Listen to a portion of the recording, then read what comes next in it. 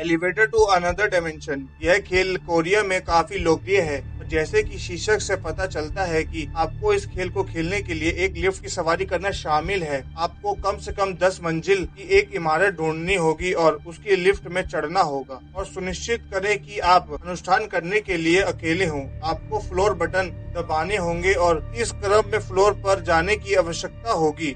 4, 2, 6, 2, 10, 5। जब 5वीं मंजिल पर दरवाजा खुलता है तो यह कहा जाता है कि एक महिला लिफ्ट में आती है और आपके बगल में खड़ी होती है, लेकिन आपको उसकी ओर देखना या उससे बात नहीं करनी चाहिए। वह आपसे पूछेगी कि आप कहां जा रहे हैं, लेकिन याद रखें कि आपको इस पल पर एक शब्द नहीं बोलना। लिफ्ट 10वीं मंजिल पर चढ़ जाएगी और दरवाजे खुल जाएंगे, जिससे आप बाहर निकल सकते हैं और एक नया आयाम तलाश कर सकते हैं। दूसरी दुनिया बिल्कुल पुराने जैसी ही होगी, सिवाय इसके कि वहां आप अकेले होंगे और वहां गुप्त अंधेरा होगा। केवल एक चीज जो आपको खिड़की से दिखेगी कि कुछ दूरी पर एक रेड क्रॉस है।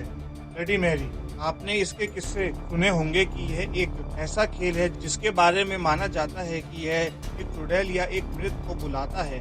फिर उन्हें आईने में देखना होगा और उन्हें अपने भावी पति का चेहरा दिखेगा, लेकिन कुछ को खोपड़ी दिखाई देगी। खोपड़ी का अर्थ यह है कि वह शादी से पहले मर जाएंगे। आज के समय में ब्लडी मैरी के खेल में एक अंधेरे कमरे में जलती हुई मोमबत्ती को एक आईने के सामने खड़े होकर ब्लडी मैरी का 3 बार नाम बोलना शामिल है। यदि अनुष्ठान सही ढंग से किया जाता है तो व्यक्ति ने ब्लडी मैरी का आवाहन किया होगा। ब्लडी मैरी एक भूतिया चुड़ैल के रूप में दिखाई देगी और यह कभी कभी खून में लिपटी हुई भी होती है। यह उन पर चिल्लाते हुए, उनकी आत्मा को चुराते हुए या उनकी आंखों को नोचते हुए भी देखी जाती है। Three Kings. यह खेल एक व्यक्ति को दूसरे आयाम से किसी से बात करने में सक्षम बनाता है। यह खेल खेलने के लिए आपको एक बंद कमरे में रहने की आवश्यकता है, जिसमें कोई प्रकाशित भारी प्रकाश नहीं होना चाहिए। आपको एक कुर्सी की भी आवश्यकता होगी जो आप आपको 2 मोमबत्ती और 2 बड़े आईने की भी आवश्यकता होगी और आपके बचपन की एक वस्तु। जब आप उन सभी को एक प्रत्येक स्थान पर रख लेते हैं और कमरे का दरवाजा खुला छोड़कर अपने बिस्तर पर चले जाएं, तो आपको सोने से पहले अपना अलार्म सुबह 3:33 पर सेट करना होगा और जब आप उठे तो उस कमरे में जाएं और सभी उपकरणों की जांच करें। यदि वह सभी वस्तुएं उसी स्थान पर हो तो आप आगे की प्रक्रिया शुरू कर सकते हैं। आपको ठीक 3:33 पर एक जलती हुई मोमबत्ती को पकड़कर कुर्सी पर बैठना होगा। आपको मोमबत्ती या आईने में नहीं देखना, बस कमरे के एक अंधेरे कोने में देखना होगा।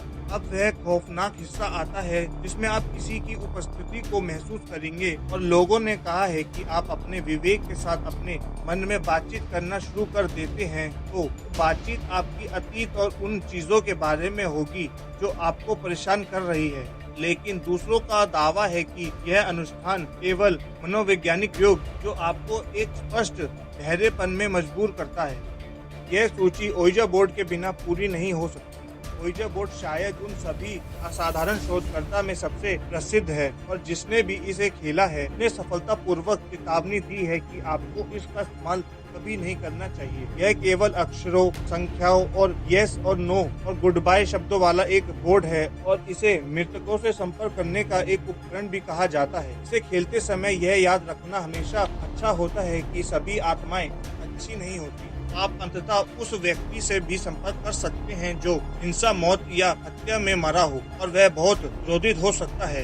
यदि आप कभी भी एक ओइजा बोर्ड का उपयोग करते हैं और एक आत्मा से संपर्क करने का प्रबंध करते हैं तो आपको कभी भी सबूत नहीं मांगना चाहिए। उदाहरण के लिए मोमबत्ती के नीचे या कुर्सी को हिलाने से आप प्रभावी रूप से एक दरवाजा खोल रहे होते हैं, अपने घर में एक आत्मा को प्रवेश करने की अनुमति दे रहे होते हैं। The midnight game. The midnight game इस सूची में सबसे चरम खेल है। द मिडनाइट गेम को एक भूतप्रस्त अनुष्ठान भी माना जाता है। यह किसी भी व्यक्ति के लिए सजा के रूप में इस्तेमाल किया जाता था जिसने धर्म की अवज्ञा करने का साहस किया था। इस खेल का पूर्ण निर्देश काफी लंबा है, लेकिन वे आसानी से एक गूगल खोज द्वारा पाई जा सकती है। मूल रूप से इस खेल में मध्यरात्रि मानव के रूप में जाना जाने वाला एक भूत शामिल है, जिसे एक बार बुलाने के बाद आप अपने घर के अंधेरे में उसके साथ लुका छुपी का खेल खेलते हैं। वह आपकी तलाश में धीरे धीरे आपके घर में घूमेगा। आपको ठीक 3:33 तक उससे बचकर जीतना है, और यदि आप हार जाते हैं तो कई लोग कहते हैं कि वह डर में जीते हैं। वे ये भी कहते हैं कि कभी भी इस खेल को कभी ना खेलें, और जिन लोगों ने इस खेल को खेला है उनका आज तक कभी पता नहीं चला। इसी से ये सूची समाप्त होती है। मुझे आशा है कि आपको वीडियो पसंद आई होगी, तो इस चैनल को सब्सक्राइब करें, क्योंकि हम ऐसी वीडियोस अपने चैनल पर लाते रहते हैं।